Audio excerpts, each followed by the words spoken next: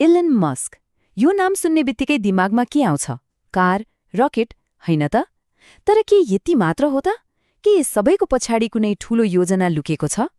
एउटा विस्तृत अन्तर्वार्ताको आधारमा आज हामी उहाँको सोचको त्यो गहिराईमा पुग्ने कोसिस गर्नेछौँ, एउटा यस्तो सोच जसले हाम्रो भविष्य नै बदल्न सक्छ।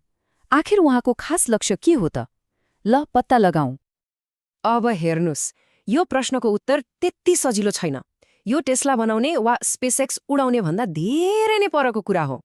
यो त एउटा यस्तो दर्शन हो जसले हाम्रो समाज, हाम्रो काम गर्ने तरिका र सायद हामीले वास्तविकता भनेर बुझ्ने कुरालाई नै परिवर्तन गरिदिन सक्छ। यो ठूलो योजनाको पहिलो टुक्रा कहाँबाट सुरु हुन्छ होला? अचम्म लाग्न सक्छ, तर यो सुरु हुन्छ हामी सबैले चिनेको ठाउँबाट। सामाजिक सञ्जाल एक्स, पहिलेको ट्विटर। तर मस्कको लागि यो के ट्विट गर्ने ठाउँ मात्रै होइन।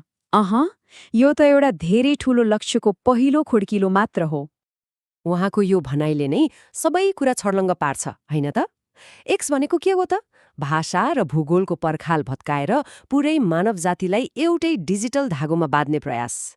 एकछिन सोच्नुस् त, यो त पुरै संसारको एउटै साझा दिमाग बनाउने जस्तै भयो। अब सामूहिक चेतना भनेको के हो त? सजिलो भाषामा भन्दा यो भनेको एउटा समाजको साझा सोच हो। तर मस्क के चाहन्छन् भने यो सोच कुनै एउटा गाउँ वा देशमा मात्र सीमित नहोस्, यो त पुरै पृथ्वीको साझा सोच बनोस्। मानौ कि हामी सबै एउटै ठूलो दिमागको हिस्सा हौं अनि सँगै सोचिरहेका छौं। ल, मानिसको चेतनालाई जोड्ने कुरा त भयो, तर यो त योजनाको एउटा पाटो मात्रै हो। अब आउँछ अर्को पाटो, र यो यस्तो शक्ति हो जसले हाम्रो समाजलाई जगैदेखि हल्लाइदिन सक्छ। हो, म कुरा गर्दैछु कृत्रिम बौद्धिकता अर्थात् एआईको। मस्कले यसलाई सुपरसोनिक सुनामी भन्नुको पछाडि एउटा गहिरो कारण छ। यो कुनै बिस्तारै आउने सानोतिनो परिवर्तन होइन, यो त आवाजको गतिभन्दा पनि छिटो आउने सुनामी जस्तै हो। यस्तो शक्तिशाली लहर जसले हाम्रो काम, हाम्रो अर्थव्यवस्था र सायद जीवनलाई हेर्ने हाम्रो तरिकालाई नै सधैँको लागि परिवर्तन गरिदिनेछ। यो सुन्दा त कुनै साइन्स फिक्सन फिल्मको कथा जस्तो लाग्छ, होइन र? एकछिन कल्पना गरौँ न, एउटा यस्तो दुनियाँ जहाँ बाँच्नको लागि काम गर्नै पर्दैन। मस्कको भविष्यवाणी के छ भने एआई र रोबोटहरूले हाम्रा लागि सबै काम गरिदिनेछन्, अनि हामी आफ्नो जीवन कलामा, सृजनामा अनि आफ्नो मनपर्ने सोख पूरा गर्नमा लगाउन एकदमै स्वतन्त्र हुनेछौँ। र सबैभन्दा अचम्म लाग्दो कुरा के थाहा छ? मस्कका अनुसार यो भविष्य सयौं वर्ष टाढा छैन। उहाँको अनुमानले त भन्छ कि यो परिवर्तन अबको 10 देखि 20 वर्षभित्रै आउन सक्छ। हो, एकदमै ठिक सुन्नुभयो। यो त हामीले सोचे भन्दा धेरै धेरै नजिक छ। ठिक छ, एकछिन सोचौ। यदि काम नै गर्नु परेन र एआईले नै हामीलाई चाहिने सबै कुरा बनाउन थाल्यो भने हाम्रो यो आर्थिक प्रणालीको के हुन्छ त? पैसाको मतलब के रह्यो र, होइन? मस्कको नजरमा पैसा आफैमा कुनै मूल्यवान चिज होइन। यो त एउटा सूचना प्रणाली मात्र हो, एउटा सिस्टम जसले हामीलाई भन्छ कि ल यो काम गर्नुपर्छ वा त्यो काम गर्नुपर्छ। तर एकपटक सोच्नुस् त, यदि कामै गर्नु पर्दैन भने त्यो सूचना दिने प्रणालीको के काम भएर? यो तर्क एकदमै सिधा छ। स्टेप बाई स्टेप हेरौँ है। पहिलो, एआई र रोबोटिक्सले हामीलाई चाहिने सबै कुरा बनाउँछन्, मतलब कुनै पनि चिजको अभाव हुँदैन। दोस्रो, जब सबै कुरा छिलोखेलो छ तब कसले के काम गर्ने भनेर छुट्याइरहनु पर्यो त? परेन। र तेस्रो अनि अन्तिममा, यदि कामै बाँडफाँड गर्नु परेन भने त्यो काम बाँड्ने प्रणाली अर्थात् पैसा आफैमा काम नलाग्ने हुन्छ। त्यसो भए प्रश्न उठ्छ, पैसाको ठाउँ केले लिन्छ त? मस्कको जवाब छ ऊर्जा। किनभने ऊर्जा नै यो भौतिक संसारको सबैभन्दा आधारभूत मुद्रा हो। पैसा जस्तो यसलाई कानून बनाएर छाप्न मिल्दैन। कुनै पनि सभ्यता कति विकसित छ भन्ने कुरा पनि त केले नापिन्छ?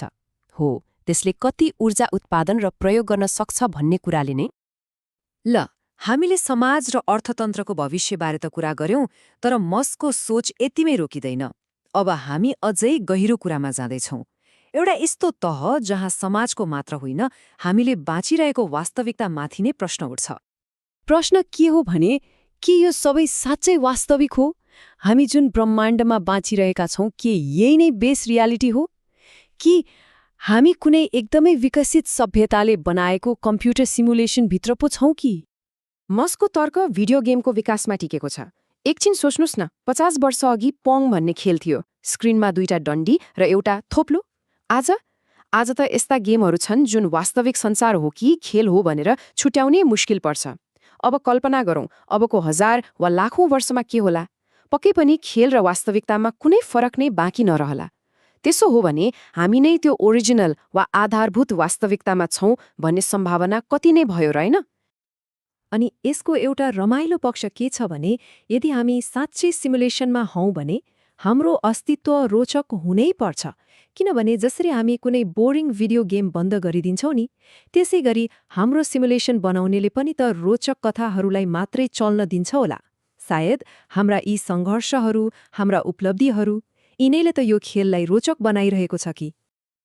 ल, अब यी सबै कुराहरूलाई एकै ठाउँमा ल्याएर जोडौँ है।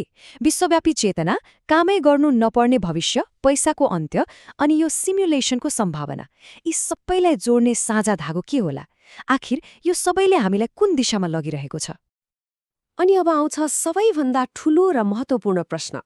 यदि बाँच्नका लागि सङ्घर्ष नै गर्नु पर्दैन भने जीवनको अर्थ के त? हाम्रो अस्तित्वको उद्देश्य के हो? आखिर हामी यहाँ किन छौं?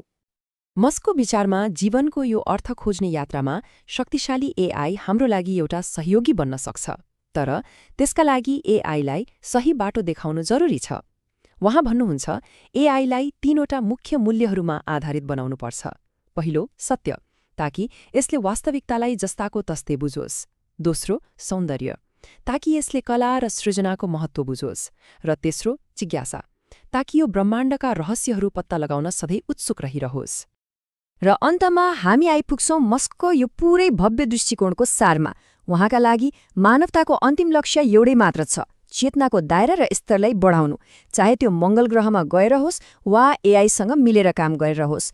किनभने जब हामी आफ्नो चेतनालाई विस्तार गर्दै जान्छौं तब मात्र हामी यो ब्रह्माण्ड रूपी जवाफलाई बुझ्नका लागि सही प्रश्नहरू सोध्न सुरु गर्न सक्छौं।